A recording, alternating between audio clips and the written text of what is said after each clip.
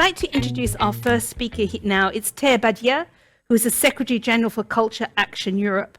We mentioned earlier the mapping that you've done to see how the different national recovery and resilience plans have or haven't addressed culture. And just to remind the audience, it is the largest amount of funds ever raised and leveraged at European level. So it's a key opportunity. What does your mapping tell us about the way forward and the place of culture? Good afternoon, and yes, as you mentioned, and in this joint effort that we did with our members, we carried out this mapping on the percentage of investment in culture in the national recovery and resilience plans across Europe, and the results of which indicate three things. That despite this 2% that was mentioned already by Commissioner Gabriel, this 2% of overall allocation for culture at EU level, we see most of the countries below this number. And we are afraid that this could lead to challenging inequalities between cultural actors and, of course, endanger the diversity and the participation in cooperation projects. We see also that at the first sight, the majority of the investments will go to large infrastructure or to boost the digitization of the sector, with very few exceptions that were already also mentioned.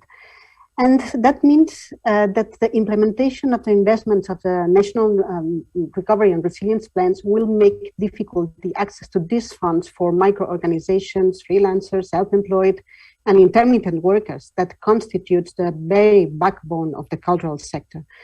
But funding is just one side of the coin. There is a political and a strategic dimension that must be addressed for things to change. And let me explain briefly what I mean. First of all, there are these major challenges ahead of us. Equality, social justice, and in addition to the climate emergency, will not be achieved if we leave the entire current system unchanged. But nothing can change unless a cultural debate is included in the approach to these challenges. Without taking into account the cultural dimension embedded in human and societal behavior, and in that of the dominant system, contemporary concerns cannot be addressed in all its complexity. Secondly, we need to recast the narrative on which cultural policies have been based, revaluing culture itself and also expanding the spheres in which culture operates, which is clearly not limited to the economy. And thirdly, we need to guarantee fundamental cultural rights. This is key. The right to access and participate in cultural life, cultural production under fair and dignified working conditions, or the right to cultural diversity and freedom of artistic expression as an essential counterweight to injustice, as well to critical thinking and the stimulation of public debates. We have several policy tools to start addressing the structural challenges in the cultural ecosystem. And one of them is surely this next work plan for culture, the roadmap for the European cultural policies for the next year that will be negotiated and approved during 2022. And we understand that this is one of the fundamental and decisive tools that the member states have to converge toward this common European cultural strategy. We need a strong cultural sector. We need support for its workers and the recognition of the critical value to create and sustain new paradigms.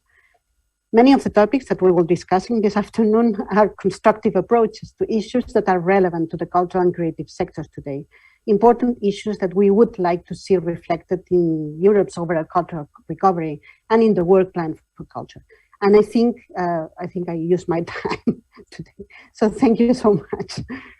Thank you very much for giving us a first good overview and ringing a small alarm bell to say that yes, more money is going to culture, but largely it's going to big institutions or to digitization, and we mustn't lose sight of the fact that the vast majority of the cultural sector is independent and precarious work and is freelance, and this needs support. And on that issue, I'd like to introduce Elena Politseva, the head of policy and research at the IETM, that's the International Network for Contemporary Performing Arts. Working conditions is a prominent topic, both of the campaign Cultural Deal EU and the current work plan for culture. Where do we stand and what do we still need to do? Hello, everyone, and thank you very much for this panel. I would like to start answering this question by challenging a little bit the very subject, the very title of this panel, Culture for Recovery and Sustainability in Europe. I think that instead of talking how culture can help Europe to recover in a sustainable way, we should talk about how Europe can help culture to recover and actually become a sustainable sector. This is about changing the discourse, meaning that we should stop seeing culture solely as a useful resource for all kind of other sectors and all other fields of public life. We should stop over-focusing on the so-called spillover effects for economy, also social cohesion, and for green transition, etc. Instead, we should think how culture, because we should recognize, and it was said today many times, I think it's clear that culture has an unquestionable value for us. So let's just focus on how can we make the cultural sector itself a fair, inclusive, equitable, and sustainable sector. Culture is also it's an autonomous sector, but it's an integral part of economy. It employs millions of people who are highly skilled and who are very well educated. And these people do not ask for a special treatment. They ask for an equal treatment, meaning that they deserve access to social security, they deserve proper working conditions, good wages, sustainable careers, and a sense of stability. So this sector, which in this regard, in the view of this plea to shift the discourse, what should the work plan for culture 2023-2026 address? I personally don't think that this plan should talk about the role of culture in this or in that, in green transition or in well-being or anything else. The future work plan for culture should focus on topics which are relevant for the big theme of working conditions of artists and cultural professionals. It should address social security, intellectual property, fair remuneration. It should address gender equality, freedom of expression, and inclusivity of the sector. I know that some of these topics are currently also part of the work plan for culture, but we cannot say that these issues have been solved. So there is a need to continue discussing them. My final point will be also about money. As cultural advocates, we're asking about money all the time because cultural sector deserves more financial resources. But just as Tara said, just more money is no longer enough. More money should not create more work, more activities, more projects without creating better conditions. More money should mean better remuneration, fair remuneration, better working conditions, and also structured reforms which can actually bring sustainable change in the cultural sector. And with all this said, beyond the work plan for culture, why wouldn't we imagine a new agenda for culture? The current so-called new agenda for culture of 2018 has not embraced all the transformations we have been living through, especially in the last 2 years. And that new agenda for culture should definitely embrace the shift of discourse from exploiting culture to supporting culture. I think that's it for now from me. Thank you very much. Excellent. Thank you very much, Elena, and particularly for us to challenge the way that we speak about and conceptualize culture, that it doesn't exist to serve other sectors, but it deserves its own focus and attention. Let me introduce Inés Camara, who is going to the co-founder and director at Mapa das Ideias. Let me ask you to pick up on something that was mentioned earlier, which is the idea of having cultural rights.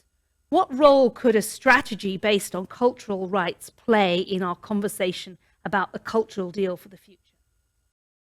Thank you, Tamsin. Hello, everybody. While I was hearing everybody in this very inspirational afternoon, I was in fact thinking about that. What are cultural rights and what is this idea of a full cultural citizenship?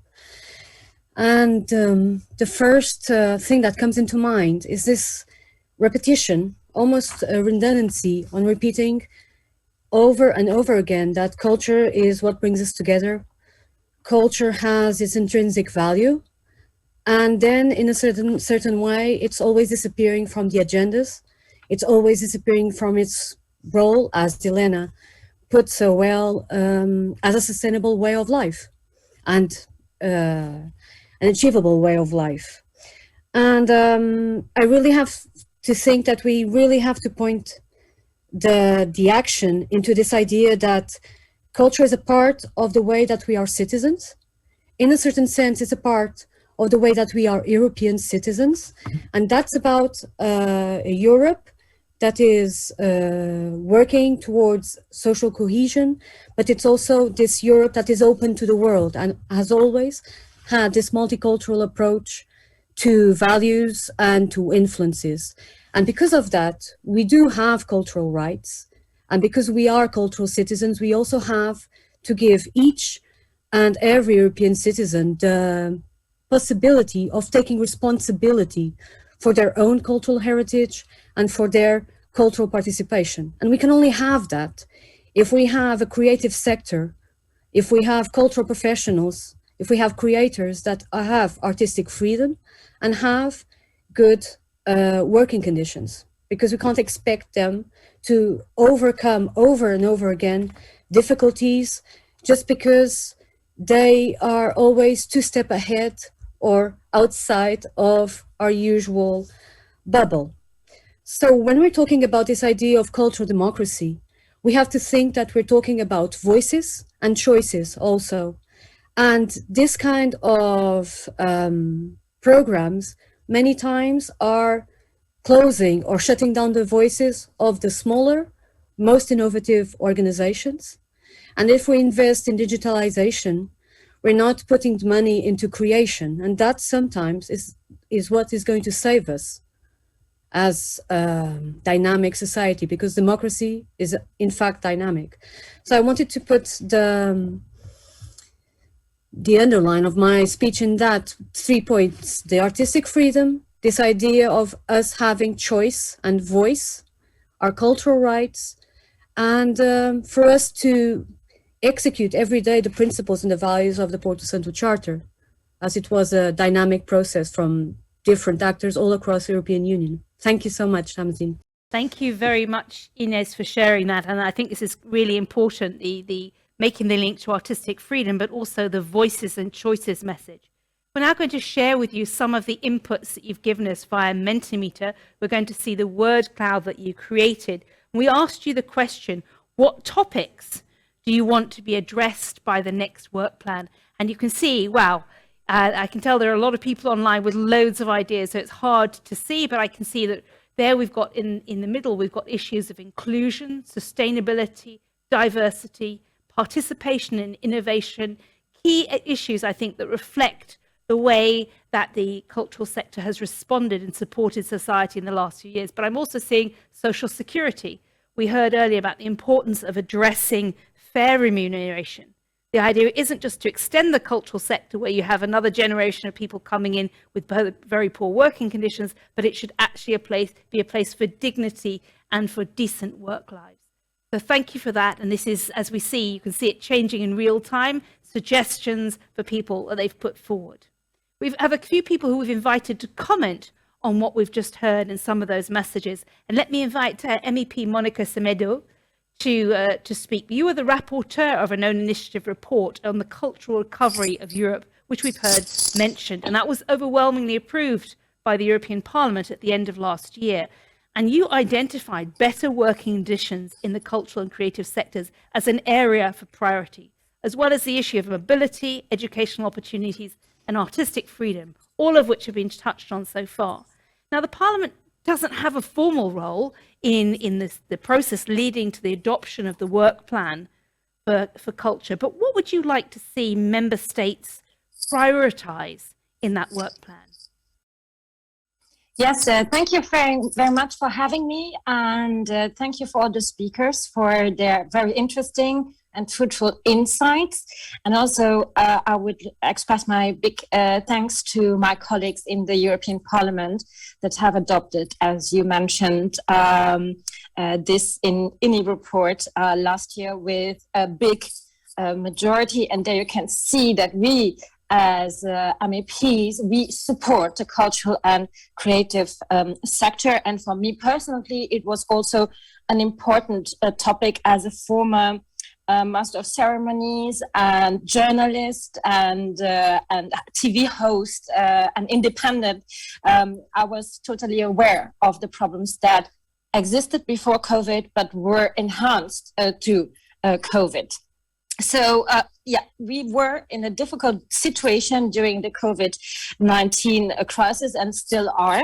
And cultural and creative sector was one of the hardest hit from all sectors and is still suffering under the restrictions, for example, because venues are closing, long-term projects. You don't have the security that they will definitely happen, let's say, in the end of the year.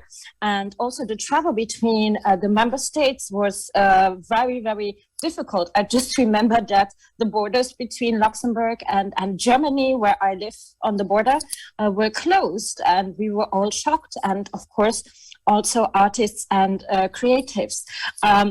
So many artists have shown the following problems: that the unsteady flow of income didn't give them security and planning security, which is important, especially when I'm thinking of women that have children or men that have children. So there is no financial backup. There was no financial backup. There were helps, but I will come to that a little bit later. And also the lack of access to social security was in danger to healthcare and also to pension systems. Problems that were existing before that were enhanced by the COVID crisis. So the issue is likely to persist, and that's why I think this report from the European Parliament was very, very important. So we were addressing two main issues. So the economic recovery of the cultural and creative sector. So immediate help with all the facilities, with all the programs we have in the European Parliament and the EU institutions, and of course the social and economic security for artists, which will mean a better resilience for the whole CCI sector. On recovery, we have the recovery fund, and the Parliament has stressed many times, and especially Renew Europe, my group, has insisted that member states invest 2% of the Recovery and Resilience Fund into the cultural and creative sector. But we have shown also in the report, and we are also asking for further detailed numbers on the spending of member states and investing, not spending, investing in the cultural and creative sector. What member states have done. So with the friends of my cultural and creative friendship group, we have drafted a question to the Commission where we really ask for numbers. Because if we don't have the numbers, we don't know how much support there was and how it will prevent also disparities in the EU cultural and creative sector. And I hope also that the Council will recognize the importance of supporting these sectors in their work plan. On social security, I just can say from my personal experience as an independent and freelancer back then, you were not allowed to be sick. Although if you were, then you had to see how you can make ends meet at the end of the month. And this is important for the resilience. And let us not forget, we have many women that work in that sector. They are still underrepresented, and we have many young people that start their career here. And we have to see artists as individuals, and as we should have harmonized standards, although the competence of the EU is here not given. So important is social security, pension, and health insurance schemes. And one important personal thing was also giving artists the possibility to develop their career.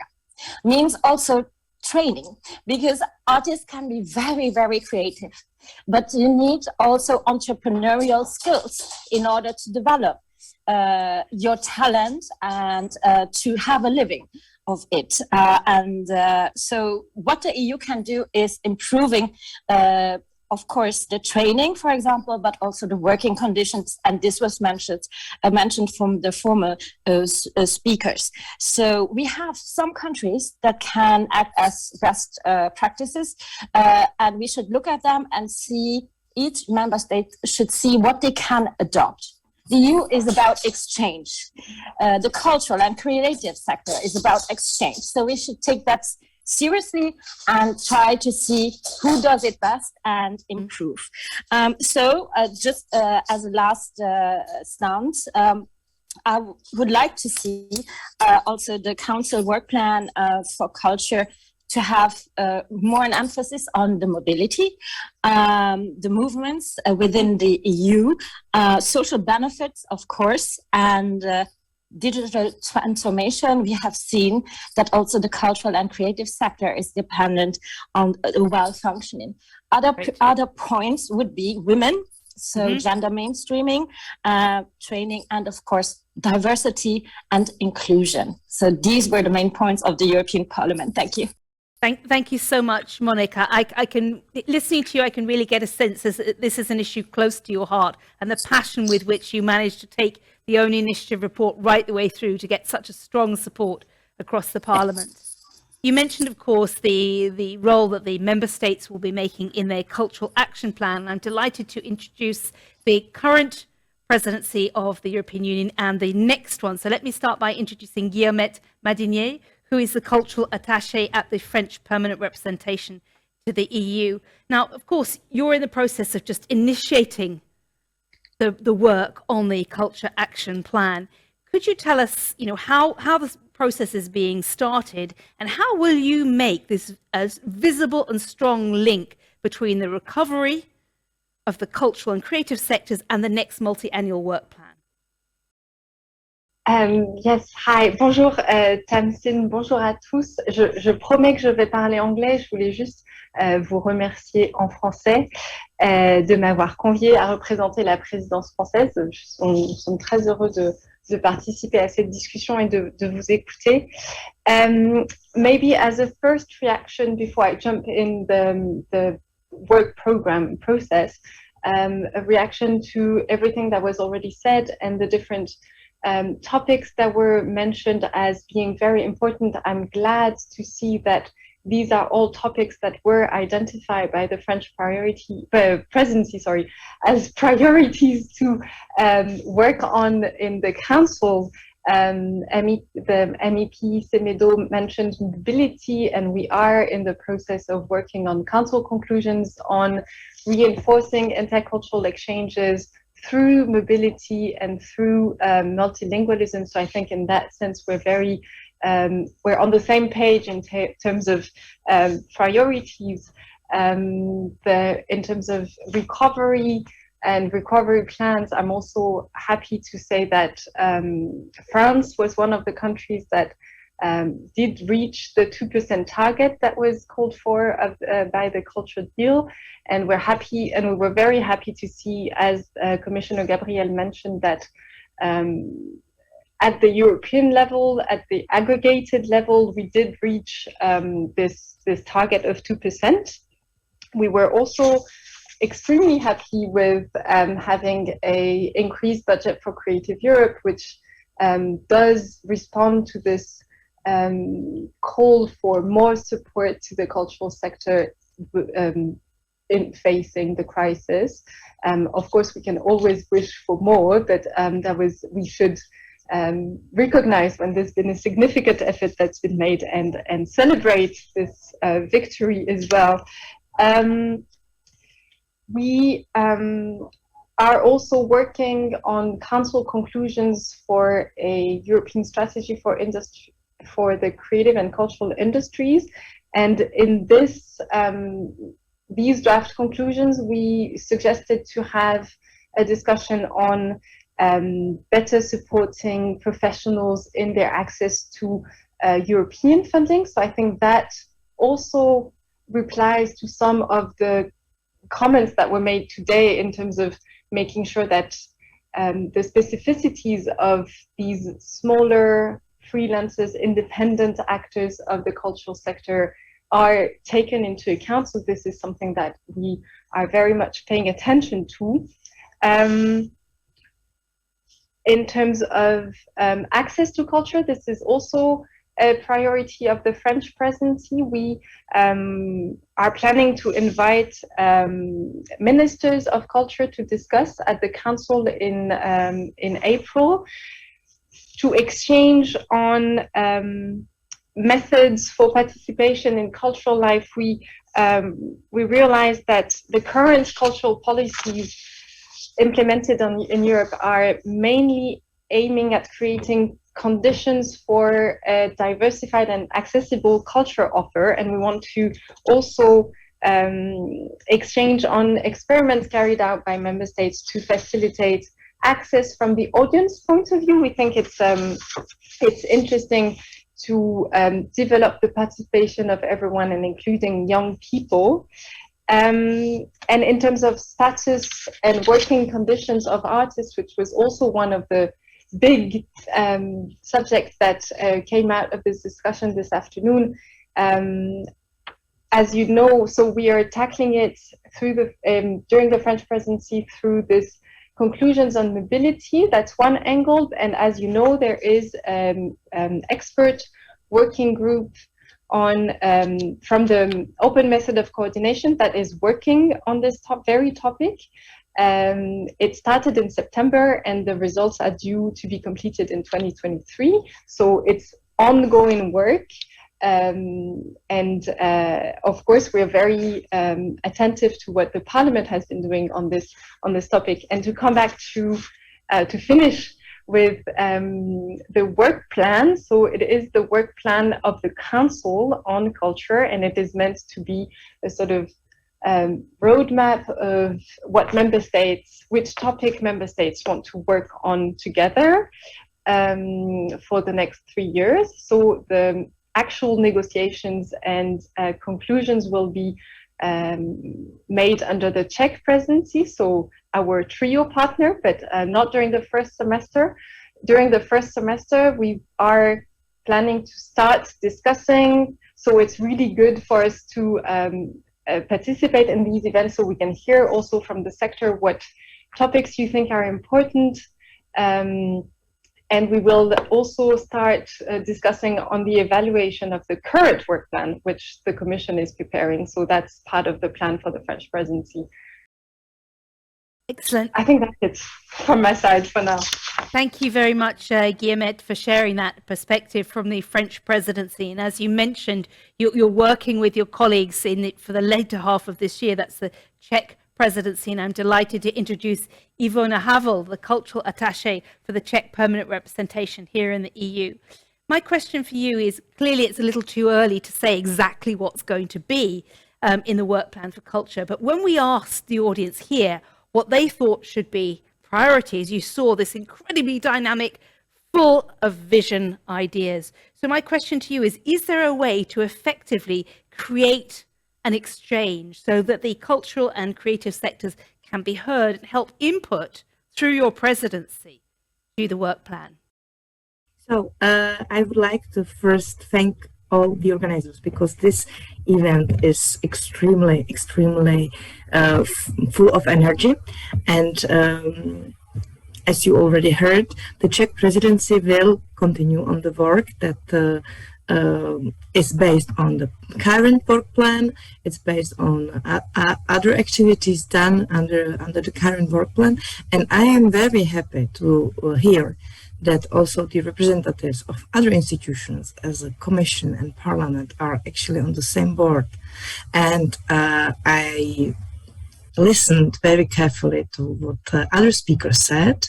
I realized that the priorities are actually not that much diverse that I was expected to hear.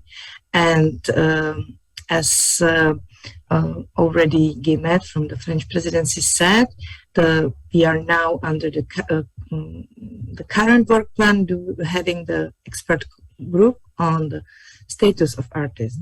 So the Czech presidency definitely feels this urge for this topic, and we will, even though we won't have the final outcomes of this work of this group, we will listen to the working done by them, and we will definitely incorporate the ideas of what not only the experts are saying. You have to take into the account that the work plan is done on the council level. Therefore, most of the member states are expressing their priorities, but the member states are usually also representing their national culture field. They are consulting them. As you ask about the consultation we have, there is not any official consultation with the culture sector foreseen for the moment, because we feel that the consultations that are going on the level of the European Commission are still very vivid. At the other side, we are very open to listen to voices of the culture sector, and I am very happy to heard that now there are more than 2,000 participants, more than 2,000 people from all around Europe listening to the fact that now is the best time to make their voice hear. I do understand that culture is all the time set as important, and then at the end of the day it disappeared for the program, or it's only used as the source for something. And I am pretty sure that my colleagues in the culture affairs committees have or will do the best to support culture for the next work plan in the way that we can provide lines that will allow culture sector to raise and to flourish. We all know it. We knew it from the beginning. Only a lot of politicians and a lot of people around us didn't want to listen to us.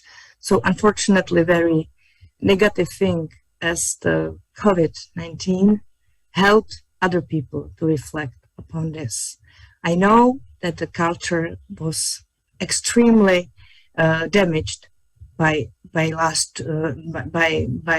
previous years, but I'm perfectly sure that we all together can make a lot for it, and that we as the Europe will allow culture to grow. Excellent. Thank you very much. And we look forward to seeing what you can achieve during your presidency in the second half of this year.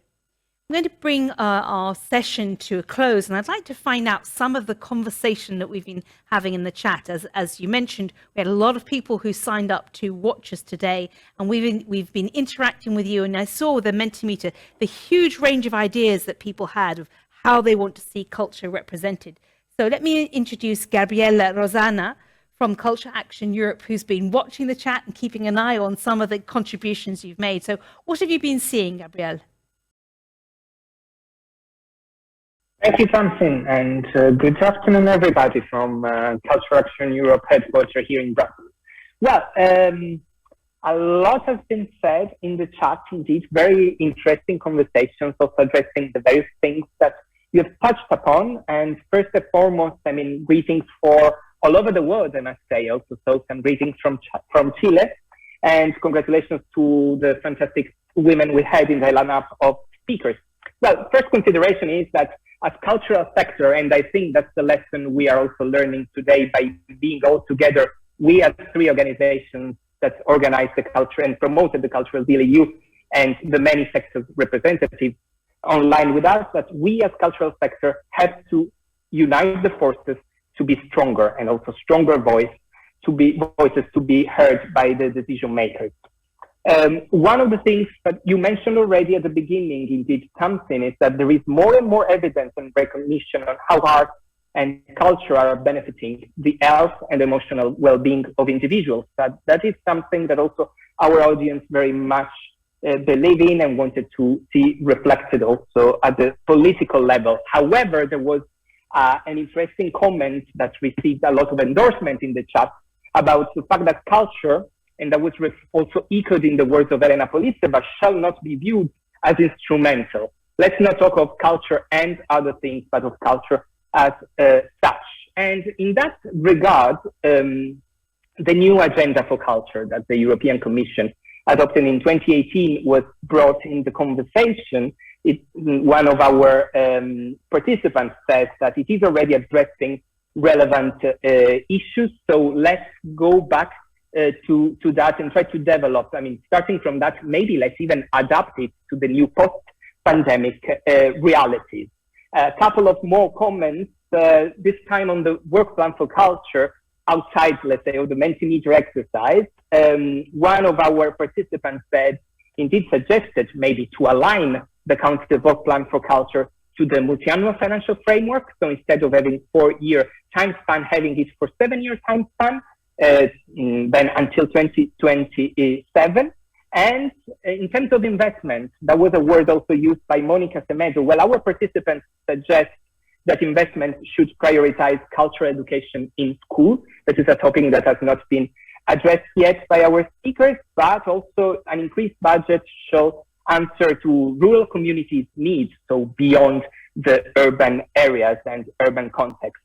And two further things. One is that for the French presidency specifically, it would be great to make sure that the non-professional sector will also be included in your actions during your presidency and the semester. And the last one, well, we couldn't agree more with that. Creative Europe is still the smallest EU program, so maybe also food for thought for the next MFF. Thank you, Tamsin. That was it for the chat until now. Thank you very much. And as you say, lots of very interesting comments and contributions from our audience. And we look forward to seeing that conversation build.